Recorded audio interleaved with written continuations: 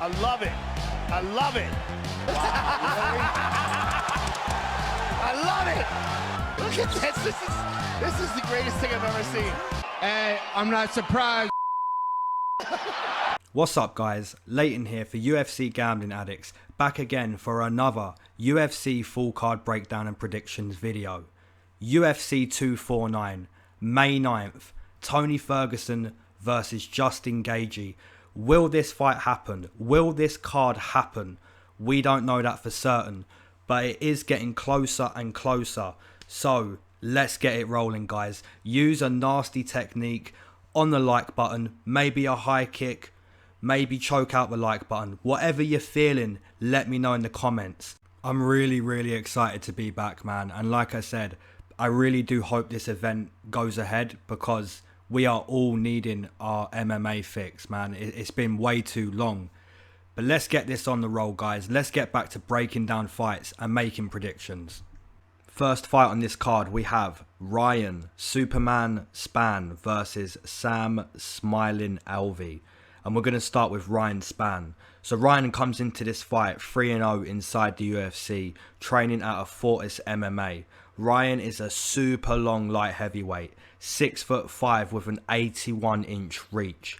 Primarily a striker inside the octagon, and he's looked pretty good so far in his UFC career. Finishes over Lil Nog and Devin Clark. Both of those finishes were very nice finishes.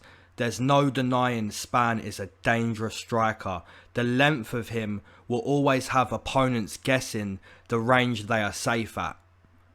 Sam Alvey comes into this fight 10-8 inside the UFC. Also primarily a striker. Sam spent most of his career at 185. He moved up to 205 roughly 2 years ago now. And I'm not too sure how much of a good move that's been for Sam Alvey. Sam isn't really known for his footwork. He becomes quite flat-footed inside the octagon. And that's primarily because Sam's looking to catch you with a classic Sam Alvey counterpunch. This is a pretty good matchup to start the card. Sam has the experience in fighting better opponents, but Spann is going to have the advantage when it comes to body frame. Ryan Spann is a true light heavyweight, whereas Sam Alvey isn't. When I picture this fight in a footwork scenario, like the guy who will move and understand situations better, again I lean towards Ryan Spann. The length, the speed, the power, the confidence. I feel everything points towards Ryan Spann in this matchup. So for those reasons, I'm going to take Ryan Spann via TKO in round number 1. And we take a look at some odds to start this card. We have Ryan Spann coming in minus 275, minus 280, minus 305. Sam Alvey coming back plus 210, plus 220, plus 240. So yeah, we have a strong favourite in Ryan, strong underdog in Sam Alvey, and you can't really argue with it too much. You know, Sam isn't really a light heavyweight, whereas Ryan Spann really looks like a true light heavyweight. So picturing this fight, you would expect Ryan Spann to have some really nice moments. So yeah, Ryan Spann minus 300 basically. I'm willing to take maybe at least 1 or 2 parlays with that. Second fight of the night, we have Charles Boston Strong Rosa versus Bryce Thug Nasty Mitchell. And what a matchup this is. We're going to start with Charles Rosa. So Charles comes into this fight 3-3 inside the UFC. Primarily a jiu-jitsu practitioner inside the octagon. A black belt to be precise. Looking back at Rosa's last performance, we have to say he had a very pleasing performance. He had 2.5 years off prior to fighting Manny Bermudez. Charles was able to show confidence, composure and class off his back in that fight. And for those who don't remember, Manny had to verbally submit to finish that fight, you know. So really pleasing performance from Boston Strong Charles Rosa. Now the opponent, Bryce Mitchell, comes into this fight 3-0 inside the UFC. Also primarily a grappler, a brown belt on the mat. Bryce is a very exciting fighter. when he isn't grappling, in those grappling situations, he really likes to throw his opponent off with a variety of kicks, constant kicks, and he's still pretty dangerous with his boxing too. You find evidence against Bobby Moffett. You know, that was a really, really fun fight to watch. And Bryce Mitchell was able to find a beautiful, clean punch that set down Bobby Moffett in that fight. So when you're analysing Bryce Mitchell away from his foundation, which is grappling, I am seeing quite a nice game. Both of these guys are good fighters. Absolutely a winnable fight for either guy. Both of them are naturally jiu-jitsu players. So it will be quite interesting to see who's winning those kickboxing situations, who's able to dictate the dance. When these guys aren't in their foundation, in their home, that's going to be the interesting thing to watch. Because if Bryce Mitchell looks for the takedown against Charles Rosa, we see how well Charles Rosa was performing off his back against Manny Bermudez. And Manny Bermudez is a very good grappler too, and a strong guy.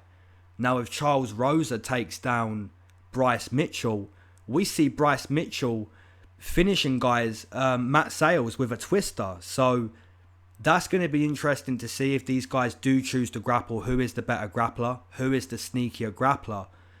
But I feel most of this fight will take place on the feet. And if I'm being completely honest with you guys, and I always am, I feel Bryce Mitchell has more life in him. He's a bit fresher, maybe more confidence in his kicking ability too. So for those reasons, I'm going to take Bryce Mitchell via decision. So taking a look at those odds, we have Bryce Mitchell coming in -165, -175, -185. Charles Rosa coming back +145, +150, +155.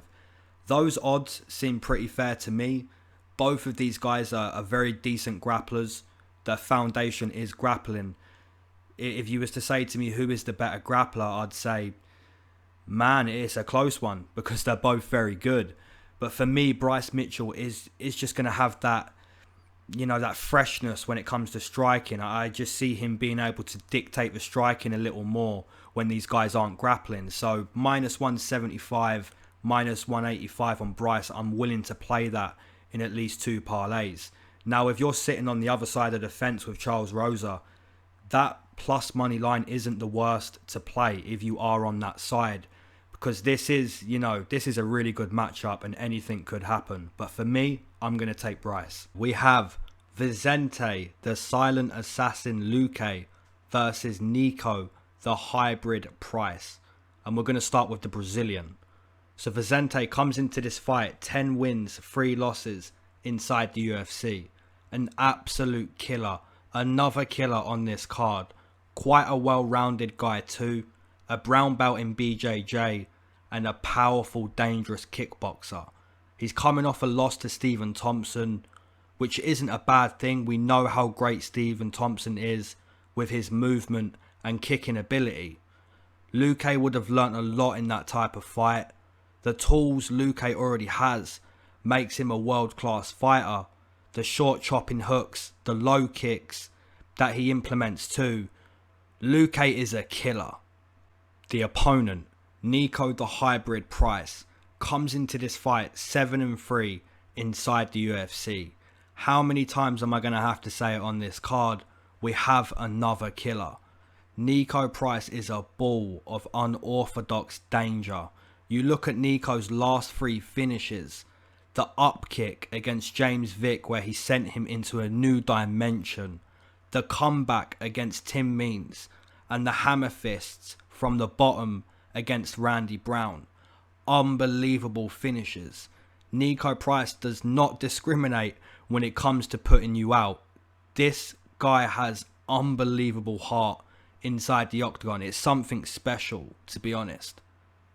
Now, I haven't mentioned yet, both of these guys have already fought each other. This is a rematch. And I kind of forgot about that when I was looking at the tape for this fight. But, forgetting about the first fight, is always a good sign that a rematch is necessary. In the first fight, Luque dictated the dance. The low kick he landed against Nico really helped towards getting the finish in that fight. And Luque even finished that fight with a submission. So once again, really showing us how well-rounded he is. I do believe both of these guys have evolved very well over the last 2 to 3 years. Despite the evolution in both of their game, it's hard to imagine this fight playing out much differently than their first fight. Luque loves to fight in the pocket, and he does so very well. I think most of this fight is going to be spent in the pocket because both of these guys are very, very dangerous. You know, they're very dangerous guys, and I don't see this going the full 15. So I do have to stick with the original outcome in this match, and that's going to be Vicente Luque via TKO in round number 2. I don't know if he got finished in the second or the third. I believe it was could have been the third. But I'm going to take round 2 here. So the pick is Luque TKO round 2. And the odds on this fight, we have another strong favourite on this card, man. Slightly disagree again with the odds. Luque minus 250. Nico Price coming back plus 200. Both of these guys are killers. You know, Nico Price has evolved very well over the last few years, and he does have the tools to win this fight. But Luque, man, is so composed, you know, fundamentally very strong. His base, how composed he is with the distance that he keeps from himself and the opponent. You know, he fights very close to the opponent and does so in such a composed manner. You know, the loss to Wonderboy is because Luque couldn't fight in the pocket. Wonderboy's always exiting left or right. You know, he's always moving, using the kicks as the jab. I don't see Nico Price doing that. You know, Nico Price is a crazy guy. He's going to try to finish Luque, and I think Luque is going to have openings in this fight. Ronaldo, Jacare Souza versus Uriah, primetime Hall. And we're going to start with the Brazilian. So Jacare comes into this fight 9 wins, 5 losses inside the UFC. Primarily one of the best jiu-jitsu practitioners we've ever seen. A 4th degree black belt with over 20 years experience in jiu-jitsu. Recently, I've highlighted the fact that Jacare has turned into a nasty striker over the years. Guys started to figure out Jacare as this submission guy. If you could keep the fight standing, you could beat this guy. So Jacare evolved, and that's when we started to see him win via strikes. Opponents were too worried to be taken down, which left them open to strikes. Some people may hear that and say, well, how has that opened the opponent up for strikes if the opponent is already hesitant for the takedown? My answer to that would be, if you're thinking only about the takedown, you don't see the head kick coming. Ask that to Derek Brunson or even Chris Weidman recently. You know, nasty strikes to the finish from Jacare. The opponent, Uriah Hall, comes into this fight 8 wins, 7 losses inside the UFC. Primarily a striker inside the octagon, and a very, very good one too. Extremely unorthodox in his attacks. It only takes a split second of Uriah's unorthodox style to hurt the opponent. You can find evidence of that, especially against Bevan Lewis. Uriah was getting beat up the whole time in that fight, right up until the finish. Looking at Uriah's most recent performance, he done very, very well against a strong grappler in Shoeface. I can remember Uriah was I believe maybe a plus 120, plus 130 underdog, you know, and that was a good bet to take. Very close fight, but he was able to strike for good amounts of time in that fight. Despite overcoming a good grappler in his last one, we do have to admit Uriah has struggled with grappling in the past and probably will struggle with grappling again. I respect both of these fighters. Uriah has one of the best spinning finishes we've ever seen. A couple, actually. Jacare is one of the nastiest wrestling submission fighters we'll ever see also. Both of these guys have clear paths to victory. If this fight hits the mat, Jacare, I'm assuming, is fighting a good fight. If this fight is kept upright, you'd assume Uriah is fighting a good fight. You could make arguments for both sides. In my opinion, this fight really is a pick'em. Something tells me though that with no fans in attendance, I just see Jacare being able to get to the grappling maybe quicker than he would have before, and maybe take down Uriah Hall and potentially submit him. So for those reasons, I am going to take Jacare via submission in round number 2. And just a quick heads up for anyone who cares, the last time I picked Jacare was February 2017 against Tim Bosch. So yeah, I'm not this guy's biggest fan.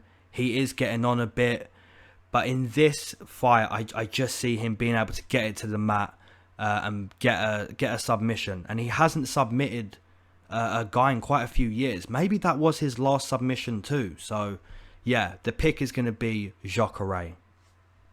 And we take a look at some odds. We have Jacare coming in -140, -150. Uriah Hall +130, +125, +135. So Uriah, small underdog again. Fight number 5 on this card, we have Carla, the Cookie Monster Esparza, versus Michelle, the Karate Hottie Waterson. And this is another really decent matchup on this return card.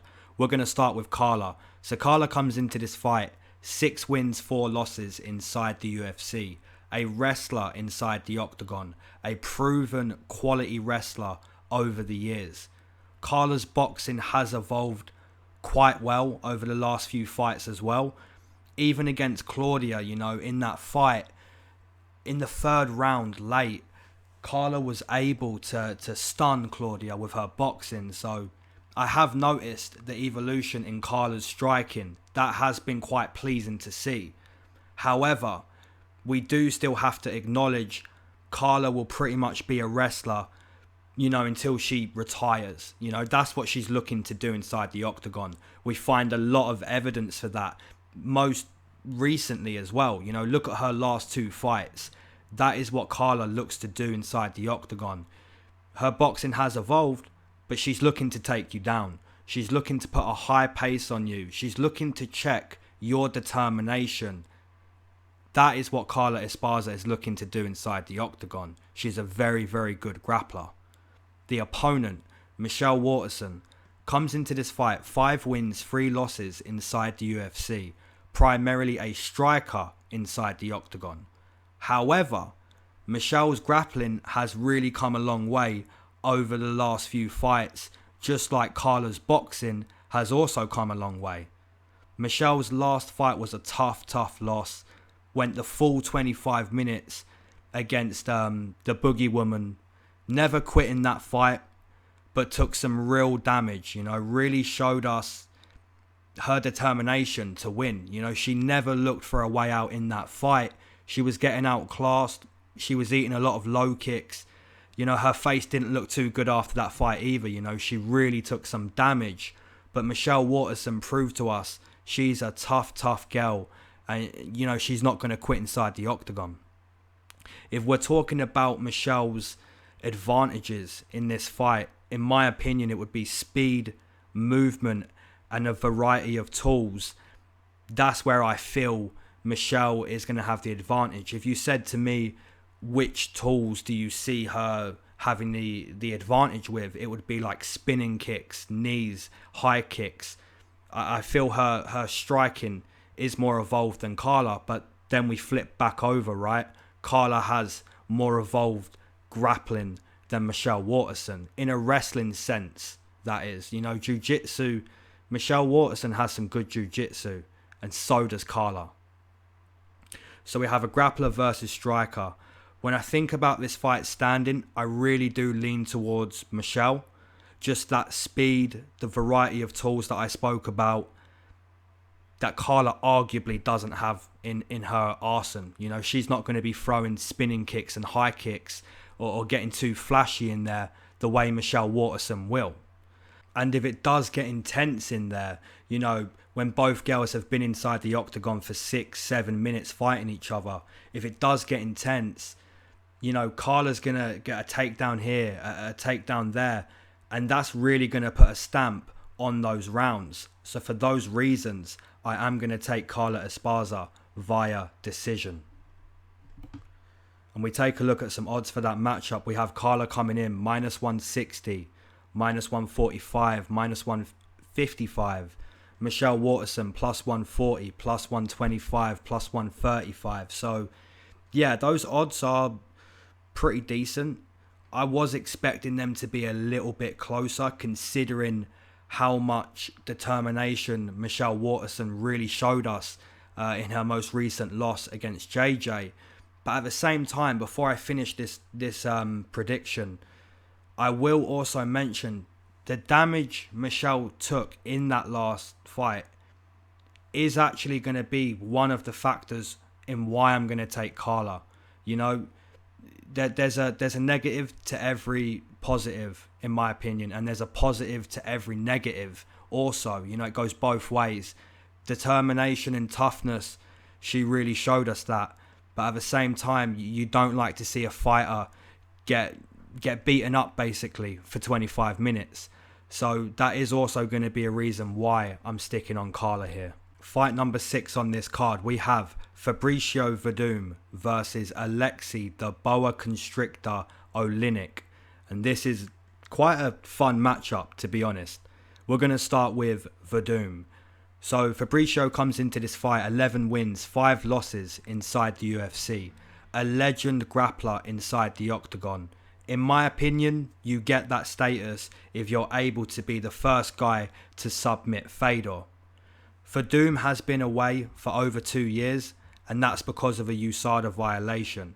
If we look back over 2 years ago to his last fight, he didn't really look too good.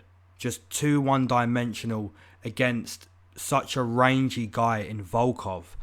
Werdum was able to get a couple takedowns here and there, but overall, he didn't look like the world-class Werdum that we've seen over the years.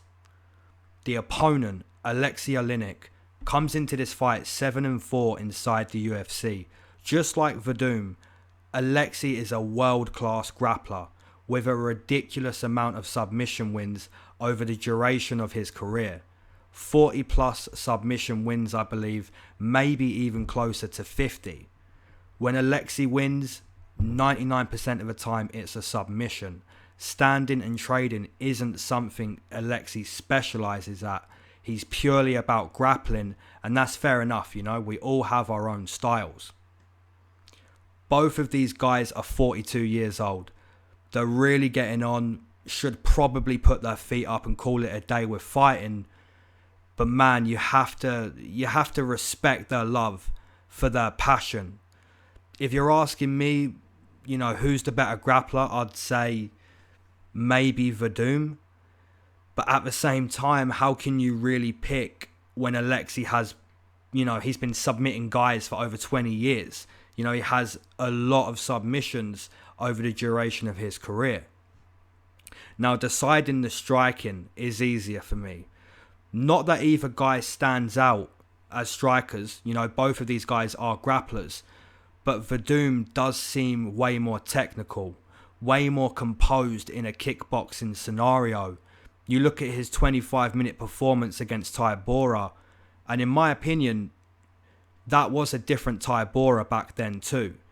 We don't really know how Fabricio will look with a 2-year layoff, but if he's been training hard, I'd expect him to be able to keep his own on the feet against Alexy, and even in the grappling too. So you could say I would maybe expect Fabricio to actually win anywhere this fight goes. It is a very, very good matchup because both of these guys are very, very good grapplers.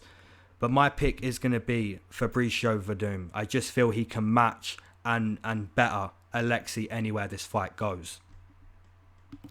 and we take a look at some odds with that matchup, we have Fabricio coming in -300, which is pretty crazy, you know. But now that I think about what I just said, maybe that makes a little bit of sense. The only thing that worries me is the 2-year layoff. You know, that's some time off, and to come back -3 is a little bit crazy. But at the same time, styles make fights, and stylistically, I don't see Werdum being put in too much trouble in this fight. Alexy coming back +250, +260. I mean, if you're on Alexy, fair enough. You know, he is the more active guy, and maybe that plays a factor in this fight. But for me, maybe 1 or 2 parlays on Fabricio. Alright, homies, you know what time it is. It's time to get smoking. If you have been smoking this whole breakdown, amen to that. If you haven't and you've waited for the breakdown, you know what? I'm not even going to say double amen, because if it was me, you know, when I listen to these other breakdowns and predictions on these other channels, because I do listen to other channels, I'm smoking from start to finish. So, amen if you do smoke, amen if you don't smoke. Yeah, I hope you're enjoying this breakdown so far, and I hope you're getting excited for this card. You know, even if you're thinking, oh, I'm not going to get excited because it may not happen, have a little faith. Have a little faith. Let's spark up.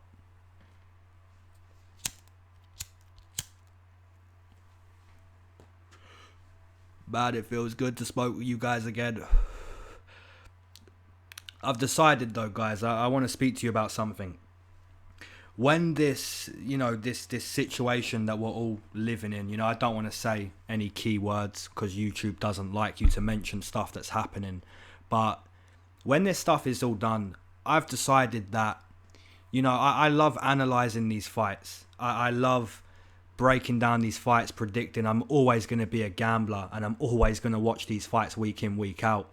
But I've decided when this is all past, this period, I'm going to get to training myself. I want to get into BJJ, Muay Thai, wrestling, boxing, kickboxing, all of it. I want to start doing this myself because, you know, like I said, I love being an analyst. I love looking at these fights and thinking, wow, this guy's doing this guy's doing that. And you're really breaking it down as you're watching it as well. You're almost commentating on what you're seeing. But I need to put myself in that situation too. I need to, because I don't want to get to, you know, 35 years old later on in life and think to myself, what if I did try? What if I did try and compete and be a part of something that I'm watching, you know, because I love this sport to its very core. So I have decided I am going to put a lot of work in myself and try to become the best version I can be as an MMA fighter. So I'm really looking forward to this period of passing. I'm really looking forward to getting towards that and making that a part of my life. Man, you get speaking, and next thing you know, you've got to find the lighter again. I hope all of you guys are keeping safe. I hope all of you guys are doing well.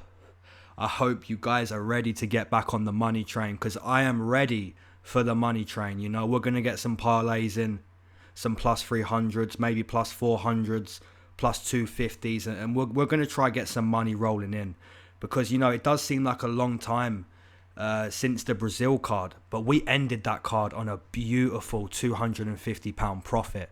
So, you know, getting some money in on this card could be very important. You know, we're going to have to get on the money train.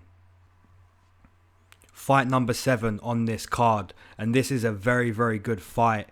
Actually a rematch. Both of these guys have already fought each other, and Pettis was able to get the win in that first fight. Donald Cowboy Cerrone versus Anthony Showtime Pettis, and we're going to start with Donald Cerrone. So Donald comes into this fight 23 wins, 11 losses inside the UFC. Do I even need to speak or give an introduction to this man? Donald Cerrone is a veteran's veteran, a real fighter. Not just an MMA fighter, just a real fighter. He's fought a lot of top competition over the years. Many years of top competition. Some people may say, should Donald Cerrone still be fighting? You could make arguments for either side. But what we must all agree on, this guy has seen it all and he can do it all. In my opinion, Donald Cerrone's punching speed does seem to be slowing down. That is a concern I would have if you're on the Donald Cerrone side. But his kicking ability is still top notch. Completely destroyed by Conor McGregor, took some quick damage and it only got worse. Very quick fight for Conor McGregor. Now the opponent, Anthony Pettis, comes into this fight 9-9 inside the UFC. A striker inside the octagon and a very good one too. Most people hearing that may think, what do you mean? This guy hasn't been a very good striker recently. And that's fair to say. But some of the finishes Pettis has in his career, some of the striking performances this man has put on inside the octagon, we cannot take that away from him. Pettis is a world-class striker. His durability is the concern. His quitting point seems too soon in some of his fights, and they are the most recent fights. But like I said, man, this guy is a world-class striker. He is a ninja. It only takes 5 seconds of showtime to end a fight. You can ask Wonderboy that. Absolutely either of these veterans can win this fight. If you're making arguments for Pettis, you're maybe speaking about his boxing is maybe better than Donald's. He's taken less damage, although doesn't appear to take damage as well as he used to. You may be speaking about Pettis being a good kicker too, just like Cerrone. If you're making arguments for Donald, it's maybe his veteran experience, also his kicking ability, and just his will to fight. Donald is maybe the more likely to go down from a punch, but maybe on the flip side, Donald is able to work his kicking game well against Anthony Pettis. Super difficult fight to predict. Absolutely could go either way. And I won't be playing this fight in more than one parlay. Literally, this will go in one bet and one bet only. But I'm going to take Donald Cerrone. I just feel his kicking ability is as good as Pettis. I feel he has veteran experience. And I just think, this fight can go really either way. And I feel Donald Cerrone is going to be up for this fight. Maybe more up for this fight than he was against Conor McGregor. Obviously, Showtime has, a very good chance of winning this fight too. Donald isn't taking punches as well as he had in the past. Donald has taken a lot of damage, but Anthony, really does start to quit when the going gets tough. So this fight can go either way, but I'm going to take Donald Cerrone via decision. And we take a look at some odds in that matchup. We have Donald Cerrone coming in plus 120, plus 115. Pettis coming back minus 140, minus 135, minus 155. So yeah, the odds are pretty fair. When Donald Cerrone is that small favourite, small underdog, all the way up to like a plus 160, that's usually his line. But Pettis, man, whether he's a dog or a favourite, he can win any fight. He's a ninja. So very tough fight to predict and be too confident on. I'm picking Donald. Am I super confident? Absolutely not. Same time, I really wouldn't be super confident on Pettis either. So yeah, my advice overall would be don't play that fight too much with your bets. Greg, the Prince of War, Hardy versus Yorgan De Castro. And we're going to start with Greg Hardy. So Greg comes into this fight 2 wins, 2 losses, 1 no contest inside the UFC. What can I say about Greg Hardy? For those of you who don't know, he's a very controversial fighter. Not many, if any, would use an inhaler during a fight to open your lungs up. But hey, Greg Hardy did. There's been a couple things Greg Hardy has done that people don't like. But talking about him as a fighter, he is becoming more experienced every fight. His best trait would be how athletically gifted he is. His frame, his ability to move that frame in ways other 250-pound men can't. Greg is also surprisingly accurate with his power punches. He's not like a Ben Sassoli where he'll just throw his hands. He is technically better than that. The opponent, Yorgan de Castro, comes into this fight 1-0 inside the UFC.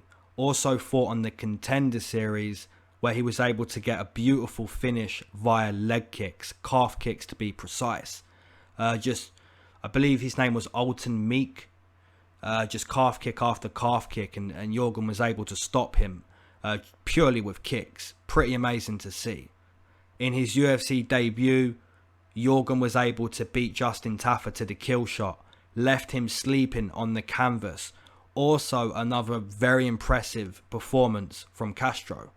I've seen a couple of Yorgan's fights prior to the Contender Series, but it's safe to say we're still in the learning process with Yorgan. We're always in the learning process with all of these fighters, but a guy who's 6-0 as a professional, we're still in the learning process with Yorgan. This is a heavyweight fight. Absolutely anything can happen. The human brain goes to sleep when it gets spun the wrong way. Heavyweights have unbelievable power, and their brain stays the same as other humans. So, yeah, the chances of this going 15, I don't see it happening. I feel someone is going to go to sleep here, and I'm sure we're going to be split on this fight too, right? A lot of you guys are going to be very impressed with Yorgan de Castro, and you are going to go that way. A few of you guys are going to say, you know what, Greg Hardy isn't the best fighter, but this is a fair step down from Volkov, and he probably has a good chance here. We are going to be split on this one. For me, it is the athletic ability of Greg Hardy. I just think he can move better than Yorgan de Castro. If he needs to do a type of performance where he's on his bike, he's circling, he's backpedaling, the type of performance he did against Ben Sassoli, minus the inhaler, then Greg Hardy has a strong path to victory over 15 minutes. But I wouldn't be surprised if Greg Hardy was able to land a beautiful overhand, a beautiful hook. Greg Hardy is very athletically gifted. He's quick. He moves very well for the size of man he is. So I'm going to stick with Mr. Controversial. So the pick is going to be Greg Hardy via TKO in round number 2. And we have some odds. We have Greg Hardy coming in -170, -160, -180. Yorgan de Castro coming back +150, +160, +140.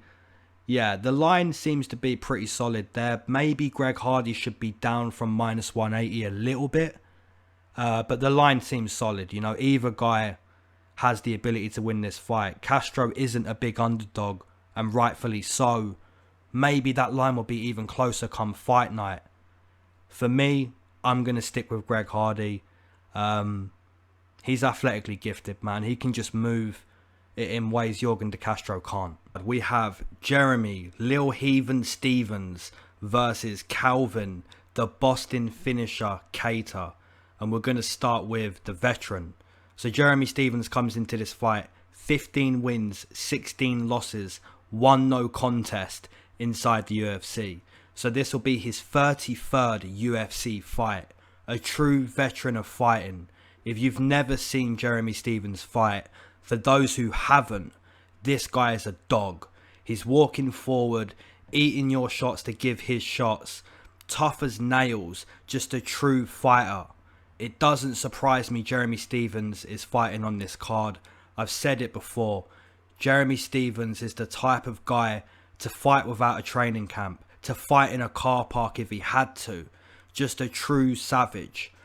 Obviously with this one-dimensional style, walk forward and take your head off type of style, it's not the best way to be consistent. Like I said for Jacare earlier, if guys are figuring you out, you have to evolve. And Jeremy Stephens hasn't really evolved.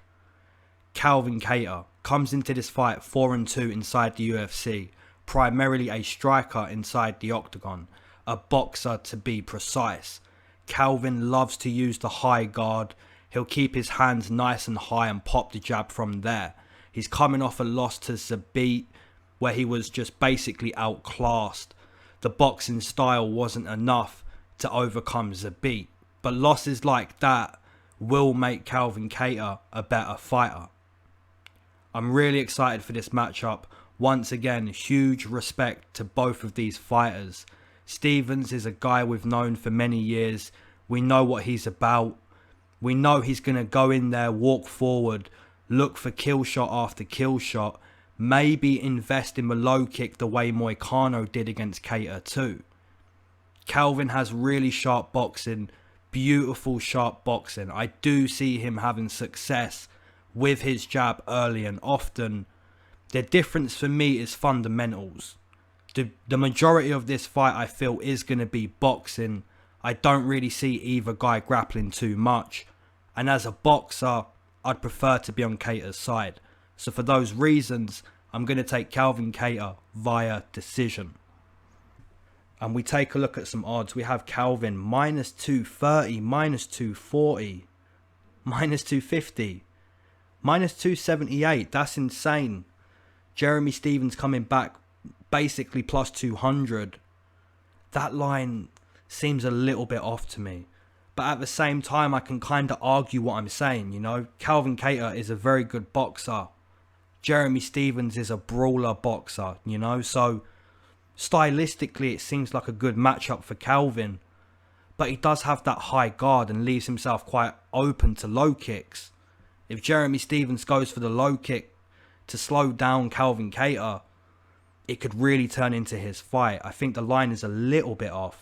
Man, these fights just get better and better as the card goes on. Francis the Predator Ngannou versus Jairzinho Biggie Boy Rozenstruik. And we're going to start with the Predator.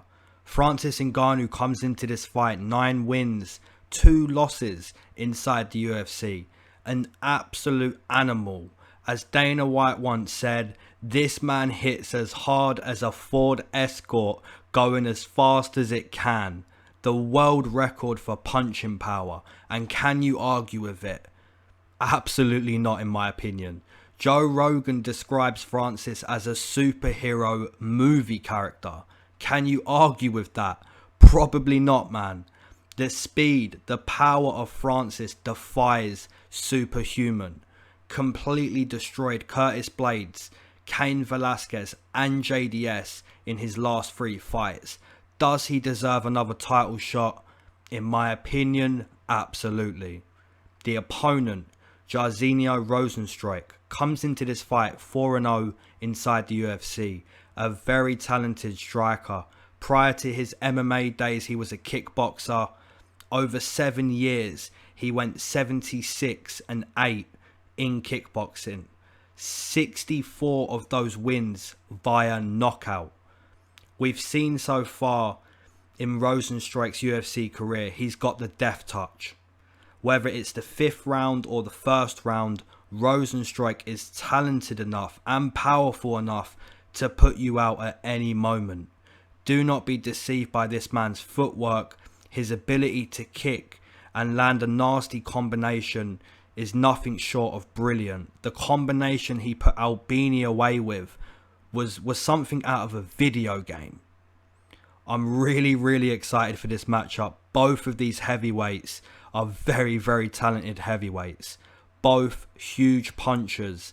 If we're looking for our answer for this fight on paper, I'd say Rozenstruik is the better striker. When you're speaking about fundamentals and experience and know-how, I'd lean towards Rozenstruik. However, Francis Ngannou could sleep a plane. He could sleep a plane, man. That man has godly power that would terrify anyone. You know, the difference in my opinion is footwork. Rozenstruik becomes too stationary against Francis, that's not a good thing. You know, it leaves the head in a stationary position for Francis to decapitate, you know, and that's what I see happening in this fight. So for those reasons, I'm going to take Francis Ngannou via TKO in round number 1. And we take a look at some odds, if I can find them. We have Francis minus 300, Rozenstruik plus 230, plus 240, plus 250. So that's another one of those lines where we don't really know how big of a favourite Francis Ngannou is going to be. We don't know how much action is going to come in on Rozenstruik. But minus 3, you know, I'm still willing to play that with Francis Ngannou. The guy's an animal. You know, I don't know how he moves as quick as he does. You know, from where the punch starts to the target, which is the skull, it's so quick. I don't know how he's that quick for the size of man he is. And every fight, he looks like he's understanding movement and just fighting more and more. You know, he hasn't been fighting a long time. He's still learning. But every fight, he looks more dangerous. So, yeah, the pick is going to be Francis Ngannou there. Co-main event, we have Henry, the Messenger Cejudo versus Dominic, the Dominator Cruz. And we're going to start with the champion. Henry Cejudo comes into this fight 9-2 inside the UFC. An Olympic level wrestler, the 135 champion, the former 125 champion. One of the best athletes we've seen inside the octagon. Whether you like Cejudo or not, he is one of the best athletes we've seen inside the octagon. I did predict Cejudo to beat Demetrius Johnson in his rematch. I was very, very pleased with that 25-minute performance. Very, very close fight too. I do believe DJ could have got the nod in that fight, but a little similar to Dom Reyes and John Jones. You know, either guy gets the nod, there's no argument. Either guy gets the nod, Henry and DJ, no argument. Henry's wrestling is second to none. His cardio is also second to none. He's proven that, especially against Maryna Moroz to win the title. Cejudo, in my opinion, is a very worthy title holder. The opponent, Dominic Cruz, comes into this fight 5-1 inside the UFC. The former 135 champion, primarily a striker inside the octagon. A very unorthodox striker too. His jerky movement, his constant stance switching is an art to watch in my opinion. Cody Garbrandt was able to outclass Dom. He wasn't thrown off by that unorthodox movement. Does that mean Cejudo won't be thrown off? No, it doesn't. We know MMA math doesn't work like that. Cruz hasn't been active. He has been off for over 3 years, which is concerning, obviously. He's dealt with some injuries. And we, once again, just like Werdum, right? We don't know how Dominic Cruz is going to look returning and putting himself back inside the octagon. I do highly rate both of these fighters. Dominic Cruz has a super interesting, hard style to figure out. And Henry has explosion and power on his side too. And the grappling, obviously, you know, there's no doubt in my mind Henry Cejudo is a stronger grappler than Dominic Cruz when it comes to strength, right? When Cejudo puts himself up against the fence with Dom, we're going to see who the stronger grappler is, the better wrestler. We know that it is going to be Henry Cejudo. But for Cruz to win this fight, it's simply outpointing, outworking, pretty much dancing around Cejudo with unorthodox movement, that Cruz-like movement. For Cejudo to win this fight, maybe he only has to hurt Cruz a few times and we'll see the results of Cruz being away from the octagon for 3+ years. I've thought about this fight quite a lot. I really do think Cruz has a chance of winning a title after 3 years off. You know, he's a really intelligent guy.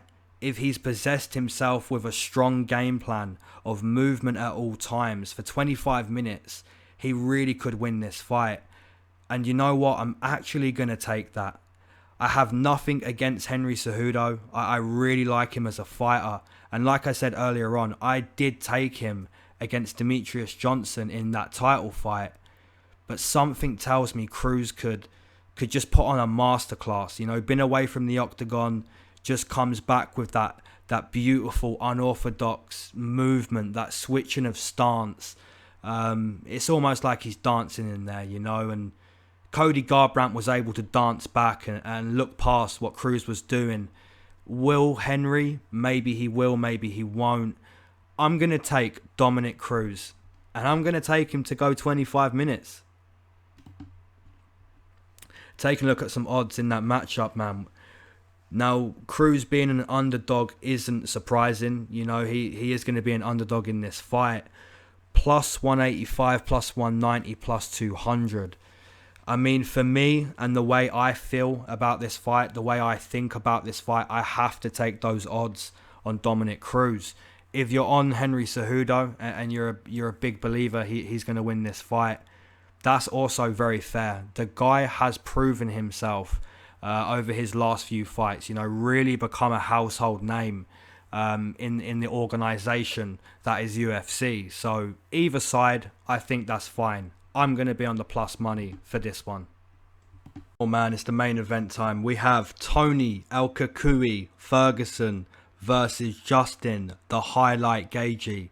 And if you haven't used the technique on the like button, do something with it, man. Head kick it. Put it in self-isolation. Let me know.